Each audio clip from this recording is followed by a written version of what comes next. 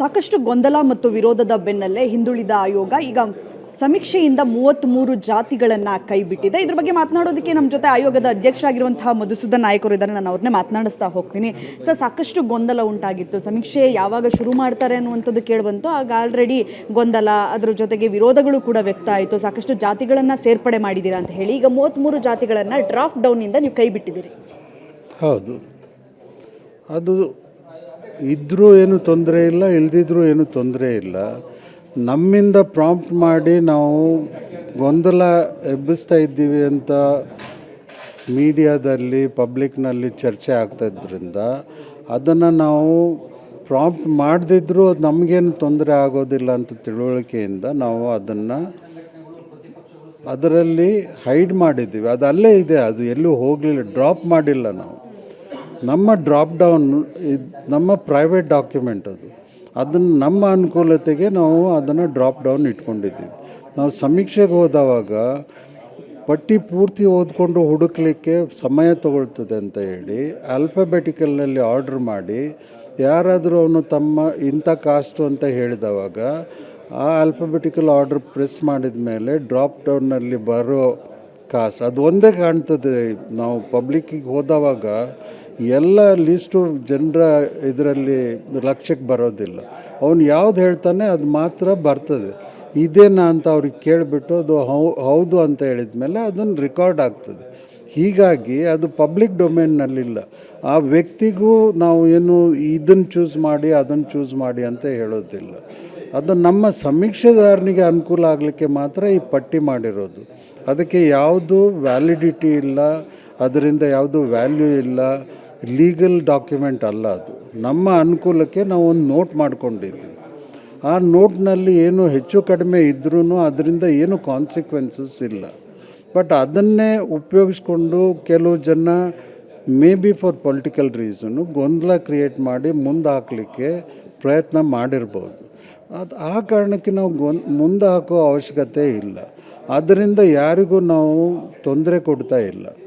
ಅದನ್ನು ಅವ್ರು ಯಾವ ಕಾಸ್ಟ್ ಅಂತ ಹೇಳ್ತಾರೆ ಅದನ್ನು ರೆಕಾರ್ಡ್ ಮಾಡಿಕೊಂಡು ಮುಂದುವರಿಸ್ತೀವಿ. ನಮ್ಮದು ಎಲ್ಲ ತಯಾರಿ ಆಗಿರೋದ್ರಿಂದ ಮತ್ತು ನಾವು ಇದನ್ನು ಕಂಪ್ಲೀಟ್ ಮಾಡಲಿಕ್ಕೆ ಜನರಿಗೆ ಅವಶ್ಯಕತೆ ಇರೋದ್ರಿಂದ ನಾವು ಏನು ಪ್ಲ್ಯಾನ್ ಮಾಡಿದ್ದೀವಿ ಅದರ ಪ್ರಕಾರ ಮುಂದುವರಿಸ್ತಾ ಇದ್ದೀವಿ. ಸರ್, ಈಗ ಸಮೀಕ್ಷೆಯಲ್ಲಿ ಯಾರಾದರೂ ಒಕ್ಕಲಿಗ ಕ್ರಿಶ್ಚಿಯನ್, ಬ್ರಾಹ್ಮಣ ಕ್ರಿಶ್ಚಿಯನ್ ಅಥವಾ ಕುರುಬ ಕ್ರಿಶ್ಚಿಯನ್ ಈ ರೀತಿಯಾಗಿ ಹಿಂದೂ ಜಾತಿಗಳ ಜೊತೆ ಕ್ರಿಶ್ಚಿಯನನ್ನು ಸೇರಿಸ್ಕೊಂಡು ಬರ್ಸೋದಕ್ಕೆ ಅವಕಾಶ ಇದೆ ಅಂತ ಹೇಳಿದ್ರಿ. ಸೊ ಆ ರೀತಿ ಯಾರಾದರೂ ಬರ್ಸಿದ್ರೆ ಅವರನ್ನು ಯಾವ ಧರ್ಮದ ಅಡಿಯಲ್ಲಿ ಸೇರಿಸ್ತೀರಿ? ಅವರಿಗೆ ಅವರು ಬರೆದಿರ್ತಾರೆ, ಅವ್ರ ಧರ್ಮದಲ್ಲಿ ಕ್ರಿಶ್ಚಿಯನ್ ಅಂತ ಬರೆದಿರ್ತಾರೆ. ಮತ್ತು ನೀವು ಈಗ ಹೇಳಿದ್ರಲ್ಲ ಅವೆಲ್ಲ ಕಾಸ್ಟ್ನಲ್ಲಿ ಬರೆದಿರ್ತಾರೆ. ನಾವು ಎನಲೈಸ್ ಮಾಡುವಾಗ ಅದು ಕನ್ವರ್ಟೆಡ್ ಆದ ಕ್ರಿಶ್ಚಿಯನ್ ಇದರಲ್ಲೇ ಬರ್ತದೆ, ಬೇರೆ ಯಾವುದರಲ್ಲೂ ಬರೋದಿಲ್ಲ.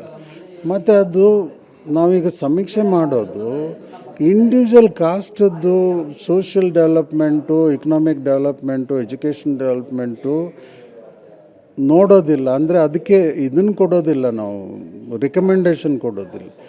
ಯಾವ ಕಾಸ್ಟು ಯಾವ ಲೆವೆಲ್ನಲ್ಲಿದೆ, ಅದು ರಾಜ್ಯದ ಎವ್ರೇಜ್ ಮೇಲೆ ಹೋಗಿದೆಯೋ ಕೆಳಗಿದೆಯೋ ಕೆಳಗೆ ಉಳ್ಕೊಂಡಿದೆಯೋ ಇದರ ಸಮೀಕ್ಷೆ ಮಾಡ್ತಾ ಇರೋದು. ಅದರಿಂದ ಅದರಲ್ಲಿ ಯಾವುದೇ ಮಾಹಿತಿ ಬಂದ್ರೂ ಅದರಿಂದ ಏನೂ ಇಫೆಕ್ಟ್ ಇಲ್ಲ, ಅದರಿಂದ ಯಾರಿಗೂ ಏನೂ ತೊಂದರೆ ಆಗೋದಿಲ್ಲ, ಅದರಿಂದ ಕಾನ್ಸಿಕ್ವೆನ್ಸಸ್ಸು ಏನಿಲ್ಲ. ನಮ್ಮ ಅನುಕೂಲತೆಗೆ ನಾವು ಇದನ್ನು ಡ್ರಾಪ್ ಡೌನ್ ಮಾಡ್ಕೊಂಡಿದ್ವಿ.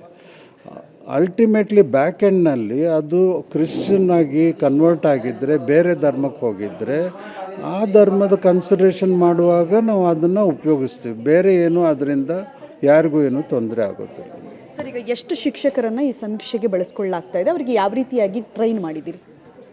ಟ್ರೈನಿಂಗು ಬೇರೆ ಬೇರೆ ಪದ್ಧತಿಯಲ್ಲಿ ಟ್ರೈನಿಂಗ್ ಮಾಡ್ತಾರೆ. ಮಾಸ್ಟರ್ ಟ್ರೈನಿಂಗ್ ಇರ್ತಾರೆ, state level, district level, ground ಲೆವೆಲ್ಲಿಗೆ ಟ್ರೈನಿಂಗ್ ಇರ್ತಾರೆ ಮುಂಚಿನ ಹಾಗೆ.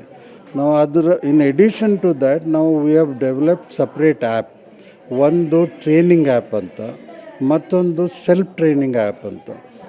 ಈ ಆ್ಯಪ್ನಲ್ಲಿ ಇಲ್ಲಿ ಟ್ರೈನಿಂಗ್ ಆದಮೇಲೆ ಅವರು ಮತ್ತೆ ಸೆಲ್ಫ್ ಟ್ರೈನಿಂಗ್ ಮಾಡಿಕೊಂಡು ಅದಕ್ಕೆ ಟೆಸ್ಟ್ ಎಲ್ಲ ಇದ್ದಾವೆ. ಆ ಟೆಸ್ಟ್ ಎಲ್ಲ ಕ್ವಾಲಿಫೈ ಆದಮೇಲೆ ಮುಂದೆ ಅವರು ಫೀಲ್ಡಿಗೆ ಹೋಗಿ ಸರ್ವೆ ಮಾಡ್ತಾರೆ. ಆ ಟ್ರೈನಿಂಗನ್ನು ನಾವು ಏನು ಅವಶ್ಯಕತೆ ಇದೆ ಅದನ್ನೆಲ್ಲನೂ ಸೂಕ್ಷ್ಮವಾಗಿ ಕನ್ವೆ ಮಾಡಿ ಅವ್ರನ್ನ ಟ್ರೈನ್ ಮಾಡಿ ರೆಡಿ ಮಾಡಿದ್ದೀವಿ. ನಾಳೆಯಿಂದ ಅವರು ಸರ್ವೆಯನ್ನು ಶುರು ಮಾಡ್ತೀವಿ. ಸರ್, ಸರ್ವೆ ಮಾಡೋದಕ್ಕೆ ಬರೀ 15 ದಿನ ಬಾಕಿ ಮಾತ್ರ ನೀವು ಕಾಲಾವಕಾಶ ಕೊಟ್ಟಿರೋದ್ರಿಂದಾಗಿ ಅವ್ರಿಗೇನಾದರೂ ಒಬ್ಬ ಶಿಕ್ಷಕರು ಇಷ್ಟು ಮನೆಯನ್ನು ನೀವು ಸರ್ವೆ ಮಾಡಲೇಬೇಕು ಅನ್ನುವಂಥ ಟಾರ್ಗೆಟ್ ಏನಾದರೂ ಕೊಟ್ಟಿದ್ದೀರಾ? ಹಾಗೇನು ಟಾರ್ಗೆಟ್ ಇರೋದಿಲ್ಲ. ನಮ್ಮ ಅನುಕೂಲತೆಗೆ ನಾವು 150 ಜನರನ್ನ ಒಂದು ಬ್ಲಾಕ್ ಮಾಡಿ ಪ್ರತಿ ದಿವಸ ಒಂದು 7-8 ಮನೆ ಹೋದ್ರೂ 150ನ್ನು 15 ದಿವಸದಲ್ಲಿ ಮುಗಿಸ್ಲಿಕ್ಕೆ ಸಾಧ್ಯತೆ ಇದ್ದುದರಿಂದ ನಾವು ಅದನ್ನು ಅಲೋಕೇಟ್ ಮಾಡಿದ್ದೀವಿ.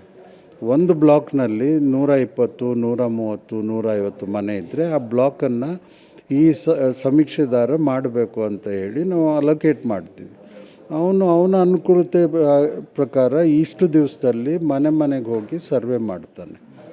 ಅದಕ್ಕೆ ಹೇಸನ್ ಮಾಡಲಿಕ್ಕೆ, ಬೇಗ ಮುಗಿಸ್ಲಿಕ್ಕೆ ನಾವು ಬೇರೆ ಬೇರೆ ಅಳವಡಿಕೆಯನ್ನು ಮಾಡ್ಕೊಂಡಿದ್ದೀವಿ. ನಾವು ಅವರಿಗೆ ಲೊಕೇಶನ್ ಐಡೆಂಟಿಫೈ ಮಾಡಿಕೊಡ್ತೀವಿ, ಯಾವ ಮಾರ್ಗದಲ್ಲಿ ಹೋಗಬೇಕು ಅಂತ ಮಾಡ್ತೀವಿ, ಯಾವುದು ಮಿಸ್ ಆಗಿದೆ, ಯಾರು ಯಾವ ಮನೆಯಲ್ಲಿ ಸ್ಕಿಪ್ ಆಗಿದೆ, ಅವನ್ನೆಲ್ಲ ನಾವು ಅಡ್ರೆಸ್ ಮಾಡಿ ಕಂಟ್ರೋಲ್ ಮಾಡಿ ಮುಂದುವರಿಸ್ತಾ ಇದ್ದೀವಿ. ಸರ್, ಬೆಂಗಳೂರಿನಲ್ಲಿ ಶುರುವಾಗಲ್ಲ ಸಮೀಕ್ಷೆ, ರಾಜ್ಯಾದ್ಯಂತ ಶುರುವಾಗುತ್ತೆ, ಆದರೆ ಬೆಂಗಳೂರಿನಲ್ಲಿ ತಡ ಆಗುತ್ತೆ ಅಂತ ಹೇಳ್ತಿದ್ದಾರೆ. ಯಾಕೆ ತಡ ಆಗುತ್ತೆ?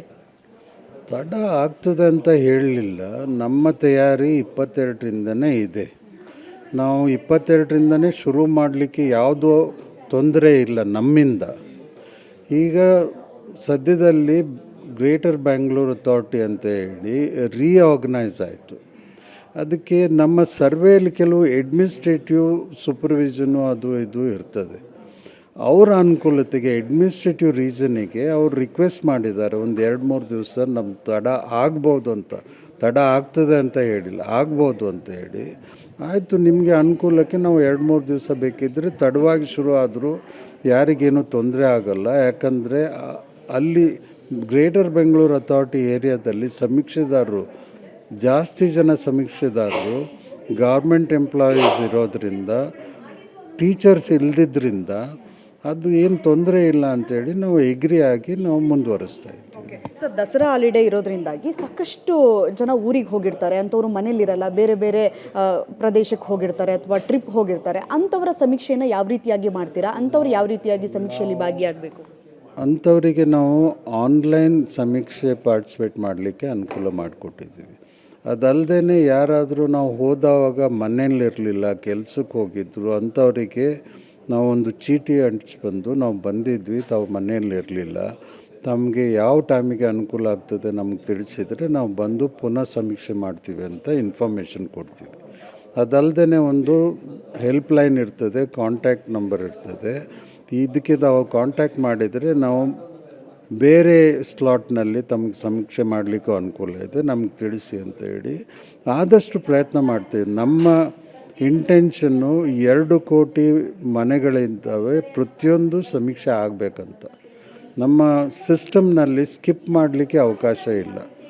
ಅವರು ಸ್ಕಿಪ್ ಮಾಡಿದ್ರೂ ನಮಗೆ ಇಮಿಡಿಯೇಟಾಗಿ ಅವರಿಗೆ ಗೈಡ್ ಮಾಡಿ ಅದನ್ನು ಕಂಪ್ಲೀಟ್ ಮಾಡಲಿಕ್ಕೆ ಪ್ರಾವಿಷನ್ ಮಾಡಿಕೊಂಡಿದ್ದೆ. ಹೀಗಾಗಿ ನಾವು ಇವೆಲ್ಲ ಕನ್ಸರ್ನ್ ಮುಂಚೆ ಏನು ತೊಂದರೆಗಳಾಗಿತ್ತು ಅವನ್ನೆಲ್ಲ ತಲೆಯಲ್ಲಿಟ್ಕೊಂಡು ನಾವು ಒಂದು ಸಿಸ್ಟಮನ್ನು ಡೆವಲಪ್ ಮಾಡಿದ್ದೀವಿ, ಅದರ ಪ್ರಕಾರ ಮಾಡ್ತೀವಿ. ಸರ್, ಕೆಲವೊಂದು ಸಮುದಾಯಗಳು ಹೇಳ್ತಾ ಇರುವಂಥದ್ದು 15 ದಿನದಲ್ಲಿ ಸಮೀಕ್ಷೆ ಮಾಡೋದಕ್ಕೆ ಸಾಧ್ಯ ಆಗಲ್ಲ, ಅದನ್ನು 60 ದಿನಗಳವರೆಗೂ ಎಕ್ಸ್ಟೆಂಡ್ ಮಾಡಿ ಅಲ್ಲಿವರೆಗೂ ಕೂಡ ಸಮೀಕ್ಷೆಯನ್ನು ಮಾಡಿ ಅಂತ ಹೇಳ್ತಿದ್ದಾರೆ. ಸೊ ಎಕ್ಸ್ಟೆಂಡ್ ಮಾಡ್ತೀರಾ? ಸಮುದಾಯದವ್ರು ಸರ್ವೆ ಮಾಡ್ತಾ ಇದ್ದರೆ ನೀವು ಹೇಳ್ಬೋದಿತ್ತು ಮಾಡಿ ಅಂತ ಹೇಳಿ. ನಾವು ಮಾಡ್ತಾ ಇರೋದು, ನಾನು ನಿಮಗೆ ಮುಂಚೆನೂ ಹೇಳಿದೆ, 1,75,000 ಜನ ಟೀಚರ್ಸು ಸಮೀಕ್ಷೆ ಮಾಡ್ತಾ ಇರೋದ್ರಿಂದ you multiply it by 15 days, multiply it by 7 or 8 houses, 2 ಕೋಟಿ ಆಗ್ತದೆ. 15 ದಿವಸದಲ್ಲಿ 2 ಕೋಟಿ ನಾವು ಹೌಸ್ ಲಿಸ್ಟಿಂಗ್ ಮಾಡಿದವಾಗ ಸಮೀಕ್ಷೆ ಮಾಡಲಿಕ್ಕೆ ಏನು ತೊಂದರೆ? ಅವ್ರು ನೀವು ಕೇಳಬೇಕು, ಇದು ಯಾಕೆ 2 ತಿಂಗಳು ಬೇಕು ಅಂತ ಕೇಳ್ತಾ ಇದ್ದೀರಿ ಅಂತ. 2 ತಿಂಗಳು ಮಾಡಿದರೆ ಯಾರಿಗೆ ಅನುಕೂಲ ಆಗ್ತದೆ, ಯಾರಿಗೆ ತೊಂದರೆ ಆಗ್ತದೆ. ನಾವು ಮಾಡ್ತೀವಿ ಅಂತ ಮುಂದೆ ಹೋದವಾಗ ಅವರ ದೃಷ್ಟಿಯಲ್ಲಿ ಯಾವ ಕಾರಣಕ್ಕೆ ಮುಂದಾಗಬೇಕು ಅಂತ ನೀವು ಹೇಳಿದರೆ ನಾವು ಅದನ್ನು ಲಕ್ಷ್ಯಕ್ಕೆ ತೊಗೊಂಡು ಅದನ್ನು ಕನ್ಸಿಡರ್ ಮಾಡ್ತೀವಿ. ಬರೀ ಮುಂದಾಕಬೇಕು ಅಂತ ಹೇಳಿದ್ದು ಒಂದು ಮಾತು, ಮಾಡೋಕ್ಕಾಗಲ್ಲ ಅಂತಂದರೆ ಯಾವ ಬೇಸಿಸ್ ಮೇಲೆ ಅಂತ ಹೇಳಬೇಕು. ನಾನು ನಿಮ್ಗೆ ಹೇಳ್ತಾ ಇದ್ದೇನೆ ಬೇಸಿಸ್ಸು.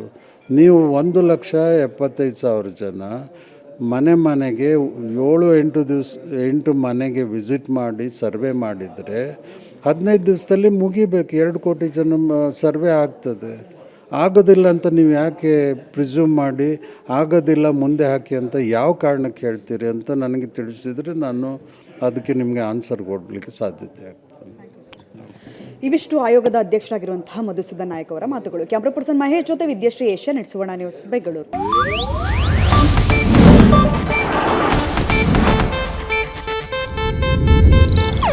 ಇದು ಏಷ್ಯಾನೆಟ್ ನ್ಯೂಸ್ ನೆಟ್ವರ್ಕ್ ಪ್ರಸ್ತುತಿ.